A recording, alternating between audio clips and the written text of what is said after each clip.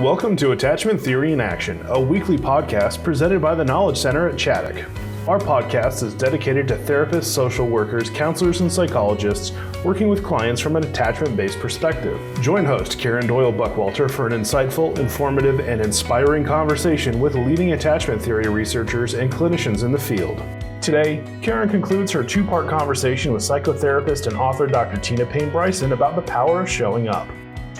Hello, everyone out there, and welcome back to the Attachment Theory in Action podcast. I'm your host, Karen Buckwalter, joining you from Chaddock, and I am super excited to tell you a bit about the guest I am interviewing today. Today, we will be speaking with Dr. Tina Payne Bryson. She's the author of Bottom Line for Baby and co-author with Dan Siegel of the New York Times bestsellers, The Whole Brain Child and No Drama Discipline, each of which has been translated into over 50 languages. She's also written Yes Brain and The Power of Showing Up. She is the founder and executive director of the Center for Connection, a multidisciplinary practice in Southern California. Dr. Bryson keynotes conferences and conducts workshops for parents, educators, and clinicians all over the world. And she often consults with businesses and other organizations. She's an LCSW and a graduate of Baylor University with a PhD from USC. And you can learn more about her at tinabryson.com, and we'll be sure to let you know other places you can find her at the end of the interview. So just a bit how I got the idea to reach out to Dr. Bryson. I've read her previous works, but the latest book that I read of hers, The Power of Showing Up, had such an emphasis on attachment and how attachment impacts parenting and child development that after reading it, I just thought I have got to get her on the Attachment Theory in Action podcast, if at all possible. And I am delighted that she agreed to join us. So stay tuned. Dr. Bryson will be with us in just a second. Hello, everybody, and welcome back to the Attachment Theory in Action podcast for my part 2 interview with Tina Payne Bryson. We're talking about one of several of her books, The Power of Showing Up. And so, Tina, we talked so much last time about the simplicity of this, but yet, there are lots of things that can come in to prevent this. We also talked about our own history, and there's two things that I want to really focus on in this part of the conversation. One is your 4 S's, which are just so great. It's such a way of boiling all of this down in a way that takes it from really complex terms and science to something we can really remember. And then I also want to say this one thing that you talk about more than once in the book, that history is not destiny. Yeah. So, I think let's just first talk about the S's. Because that's just so meaty and good and helpful and clear. I just love how you put that all together. Well, Dan and I both love research so much, but neither one of us wanted to be researchers because we wanted to get the science to people. And, I think there are amazing people who do both. And I love the research. I still always feel a pull to do research. But I think for me, what lights me up the most is thinking about how do we take what we know is so important and get it to change people's lives. And so the 4 S's is basically, for me, it's my North Star, because any situation, whether it's my clinical work, my role as a wife or as a mom, or as a boss, I run an interdisciplinary, mental health clinic. So all of these things take me back to the 4 S's. So let me just hit those quickly. We could spend hours on it, but the 4 S's really are when we break down, what does it look like to provide secure attachment, right? What is that? What do we do? How do we, okay, so yeah, we've got the idea of presence, but how do we actualize that, right? So the 4 S's are meant to really, and by the way, I teach the 4 S's to, I'm getting ready next week to go to teach them to camp counselors that are in their early 20s and teach them how to do this, as childcare providers and influencers in kids' lives. So it's very accessible. So the first one is safe. And safe is, as you know, really one of the most crucial parts of what the purpose of attachment is. It is to protect from harm. That's really what we mean when we say safe. But I think there's a couple other pieces here, because a lot of times, parents in particular are pretty good at protecting their children's physical safety, right? They watch them near water and they put car seats, they use car seats, et cetera. But a lot of times parents aren't thinking about what is it that we do that can, and I think this is so important for clinicians to hear, because all the work you do with parents in that role is that we often do things in our relationships as parents, as spouses, et cetera, even as clinicians, that really undermine or break the feeling of safety. And some of those things are to become unpredictable ourselves. So as parents, that might mean yelling at your kid or having a rupture in the relationship therapeutically or those kinds of things. And the key here is that the research is so hopeful and really clear that it's okay to have ruptures. It's okay to have conflict and to mess up even, as long as we make the repair. And that when we make the repair, here's what I love about this. Okay, so you're going along in your relationship, whatever it is, there's a rupture and it doesn't feel good to either person. Okay. So then you can go into shame spiral and all of that, but that actually takes us even further out of being able to reconnect. So instead, what we can do in those moments is to apologize, to reconnect. And what's amazing about that is that even though there's an unpredictability in that moment that feels not safe, because the brain hates unpredictability. Predictability makes our brains and nervous systems feel safe. So when there's a break in that, we act in ways we typically don't, or there's a rupture conflict. There's an unpredictability there. But if we always make the repair, then the other person says, okay, this doesn't feel very good. There's a messiness in relationships. I don't like this right now. I don't like that person right now. And I know they're going to come make it right in a minute.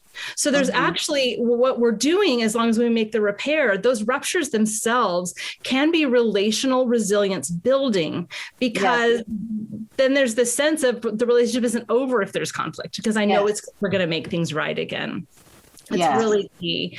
And I think another thing that's really important here that can go up through the generations as well is to see that when we do have ruptures with people we care deeply about, instead of going into that shame spiral, we really can see those moments as an opportunity or an invitation to ask ourselves, what is it I needed in that moment to be the person I wanted to be in that moment?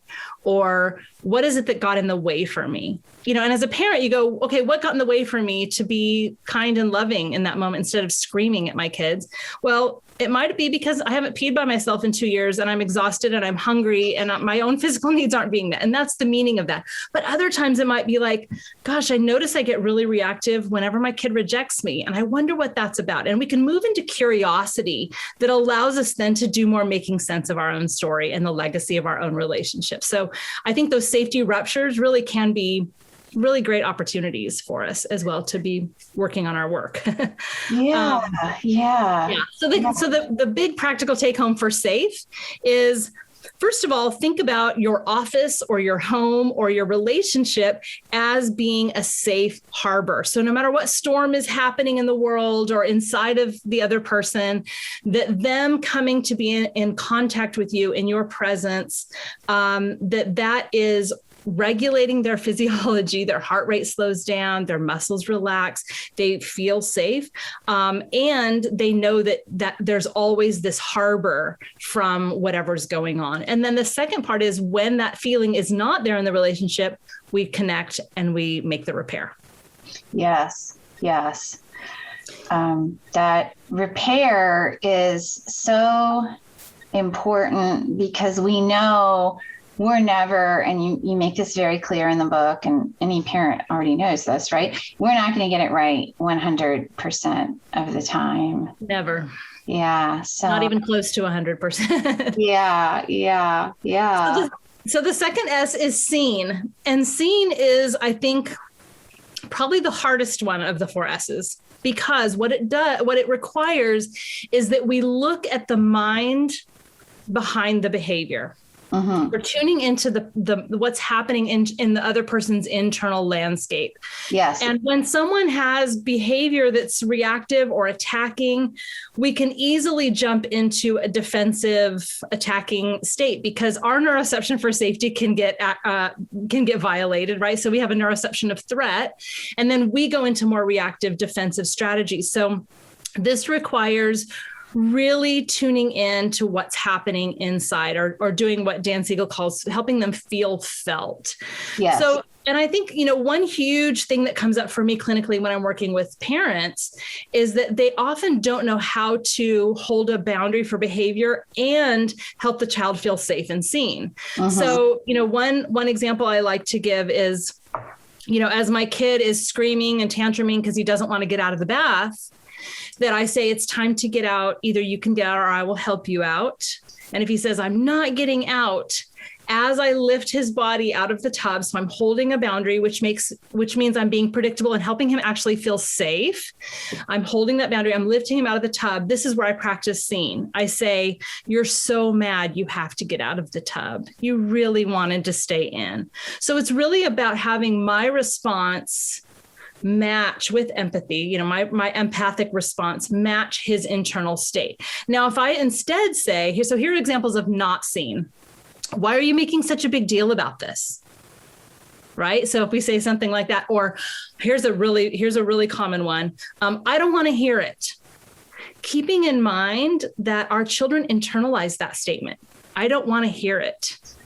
That means I am not the person you can come to when you're falling apart. When you're at your worst and you're having, big emotions, I don't want to hear about it. You go deal with it on your own. And we do that with go to your room, and when you're ready to be nice, you can come back out.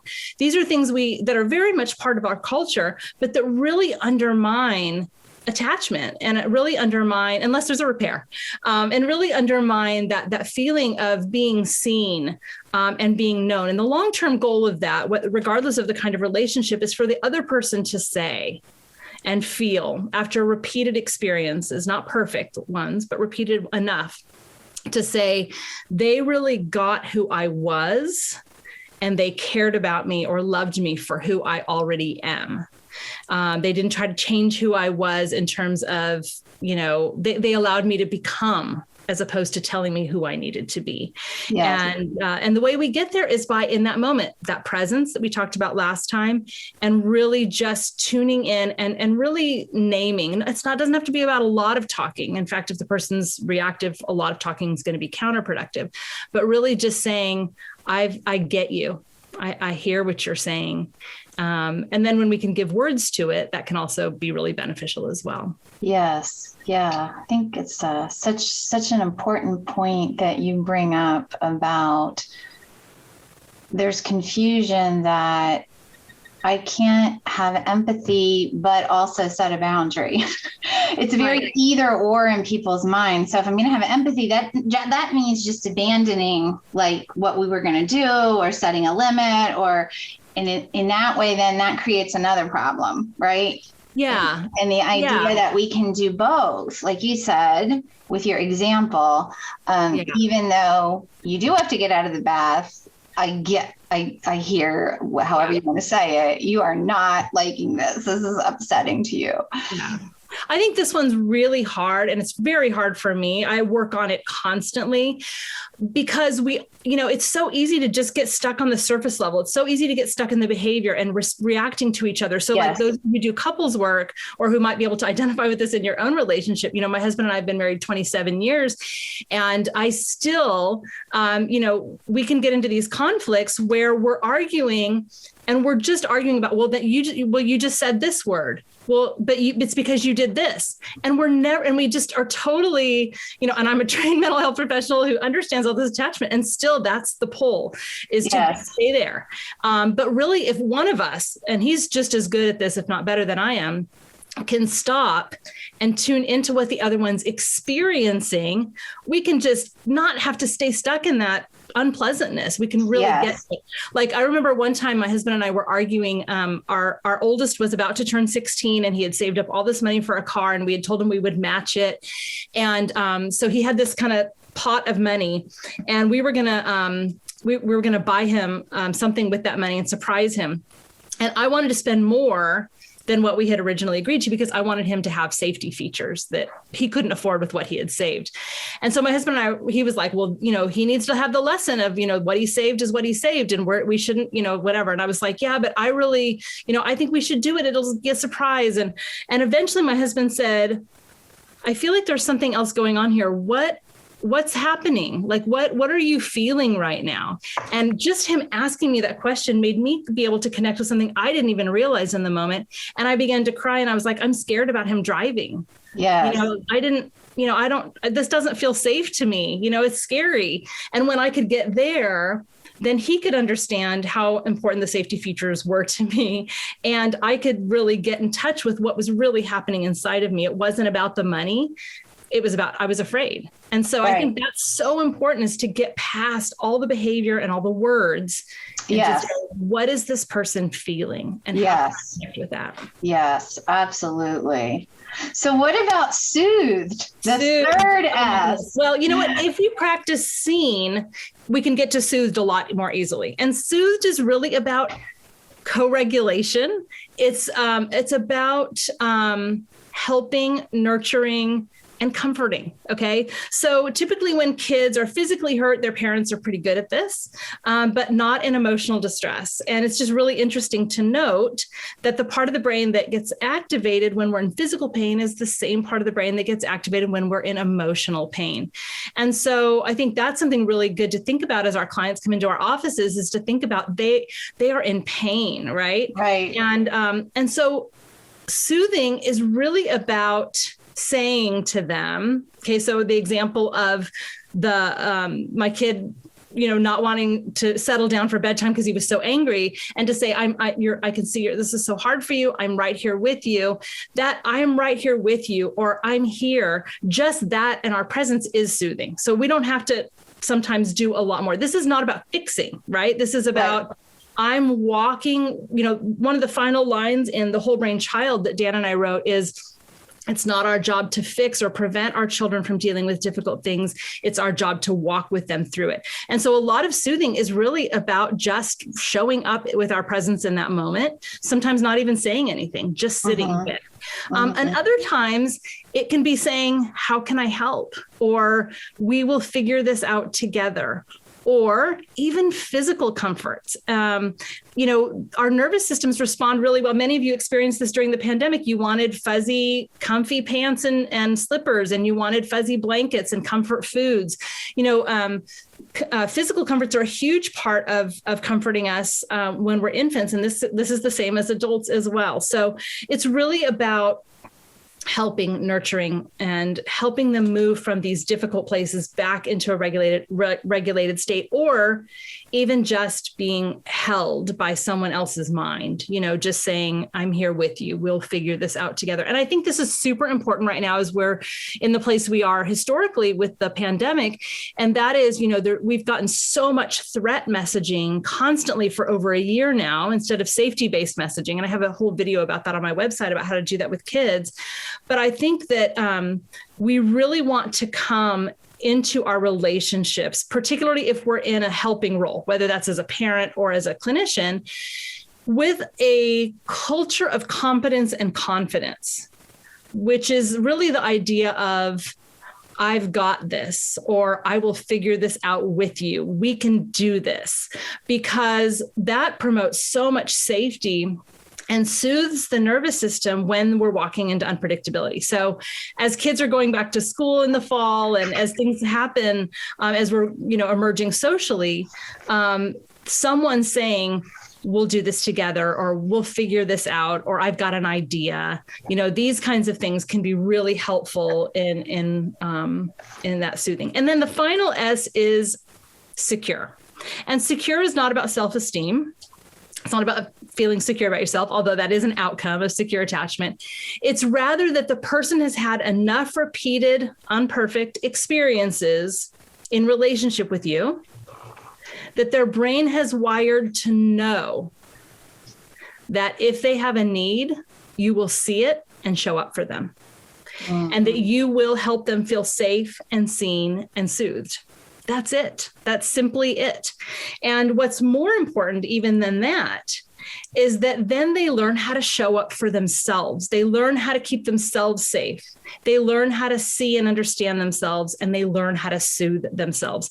And that's, of course, what we all want for our children developmentally as they, launch into independence. But I think that's such a beautiful model for our clinical work as well, that if our clients feel safe and seen and soothed, they're going to learn how to do those things for themselves. And so they get that internal, or, the internal working model of security. And so security is really about being confident, what we see in the AAI narrative, that you believe that people will show up for you. You believe that you can count on people to see and respond to your needs. And the way we get that is through imperfect but repeated experiences of feeling safe, seen, and soothed. So for me, it really is, I know I keep using the phrase my North Star, but it's always the right answer. As a clinician, if I'm like, am I helping this person? Am I doing, what's the right course of what we do next? In my relationships with my friends and my spouse, my mom. And as a mom, that can always be, okay, what am I going to do in this moment? How am I going to handle this? Okay, safe, seen, soothed, secure, so that they know they can have that safe, seen, soothed, and secure. Yeah. So that they know that I'm here, I've got them. Yes. We put this together. Yes. And so, as we wind down, I want to touch on that history is not destiny. And I want to look at it at a couple angles. One, I think one of the main ways you're mentioning it in the book is, what happened to you and how your experiences and your attachment classification, your internal working model is malleable, and it can be impacted and changed, and you can be available in a different way for your children. But I was also thinking, as you were just talking, you talk about this book being for, anxious parents who are worried that they're not doing it right. Also for parents who have kids in crisis, new parents, and people, and even people who maybe haven't been there in the past. So, I was kind of thinking about history isn't destiny. If somebody is listening and thinking, this is not what I've been doing.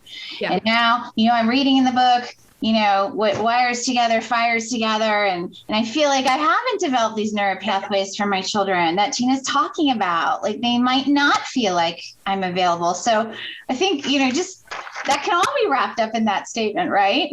Yeah. And I think that's one of the reasons I love attachment science so much, is because it's full of so much hope, right? We don't have to be perfect and all of that. But what we really mean in that phrase, history is not destiny, is exactly what you just said. It means that no matter what legacy we come from, we can be able to be in relationship with people in secure ways by making sense of our own story, right? So we don't have to do what our parents did or what other kinds of relationships we've been in. But it also means it's never too late. It means that your history as a parent, or your history as a therapist, or your history as a wife or a husband or a whatever, or a friend, that no matter what has been, even earlier this morning or over the weekend or last week or last month or for the years, that we can begin to make a change right now. And because our attachment patterns are based on repeated experiences, when we begin to change the kinds of experiences people have in relationship with us, their attachment patterns begin to change. And our attachment patterns begin to change as we start making these shifts as well. So it's never too late. And especially in childhood and adolescence and young adulthood, the brain is so plastic. So, if you have a child who is 20 and you're thinking, oh man, I really wish I had done this differently. It's not too late. It's never too late. Start helping your child feel safe and seen and soothed and secure. And if you're in a clinical relationship where, you feel like things aren't really going that well with your client, you can really go back to these basics and start building from there. So I think too, it's so exciting to think about how, as we begin to change, the brain changes, right? So we're really making a difference. So it's just really full of hope. Yes. I just think this is so important. And I so appreciate your own vulnerability about the things that you work on. I just recently finished a series. I do this kind of work called The Circle Way. And I had created a circle for therapists as parents. I call it TAP. Because I do think, and I'm bringing this up now because we have a lot of our listeners are therapists, are clinicians. Yeah. And I think there's this special kind of, this special kind of guilt if you're a professional in this field and then you're struggling with your own children. Yep. Yes. In my parenting groups that I run, a huge portion of them are therapists, and there's so much guilt because we feel like we should know shame. Yeah. Yes. And one of my favorite things to say about this, Karen, and I'm so glad you're supporting us as a population in this way. One of my favorite things to say about this is, look, we should have regret about how we parent at times. We should look back on things that we've done or thought and feel icky about it, because if we're not feeling that, it means we are not in touch or doing any kind of reflecting with ourselves. And it also means we're not growing and evolving and changing. Like if I read my middle school diary and thought, wow, that's really mature and insightful, what would that say about my development as a 49-year-old, right? Right. So I think that we really need to go, okay, when we feel that pang of regret or guilt and be like, I can't believe I just did that. I can't believe I talked to my child in a way I would never let anyone else talk to them.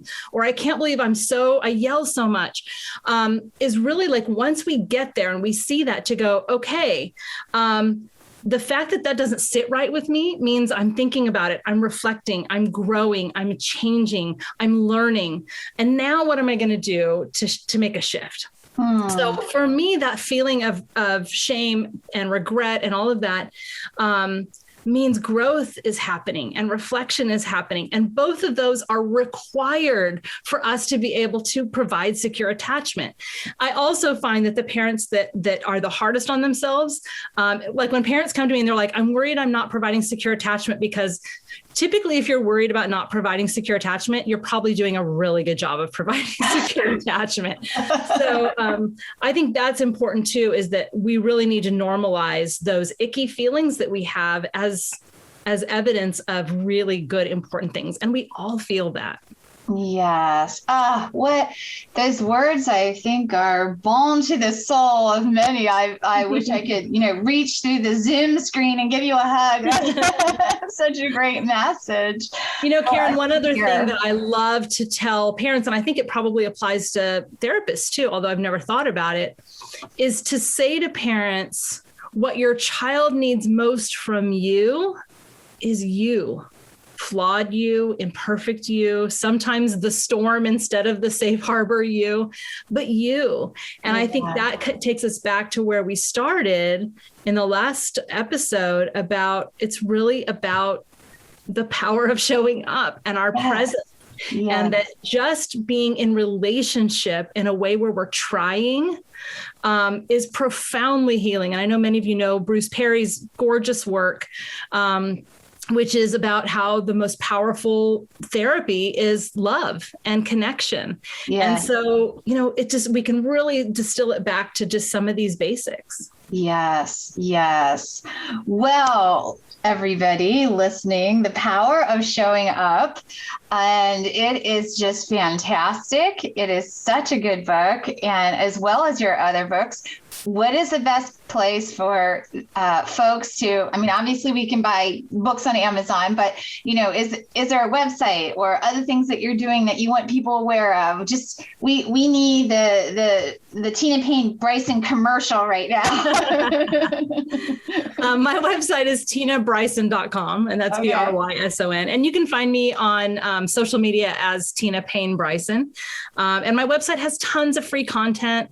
And I do parenting groups. And at some point, I'll go back to doing a professional study group on interpersonal neurobiology again. But I'm in the trenches of parenting. And so I'm really limiting my clinical work and my other work so that I can be present, because we can't do it all at once, right? Yes, and that's really another important message right there. Exactly. Yes. Well, thank you again so much. It's been such a pleasure to spend this time with you.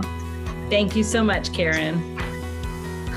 Thank you for joining us for this edition of the Attachment Theory in Action podcast. Please follow our site, tkcchaddock.org, or subscribe on Apple Podcasts, Google Play, Spotify, or Podbean for future podcasts. If you've enjoyed this podcast, please leave a review and share with your professional network. For additional resources, training opportunities, and blogs, please log on to tkcchaddock.org. We hope you'll join us again as we continue to explore the world of adoption, trauma, and attachment theory.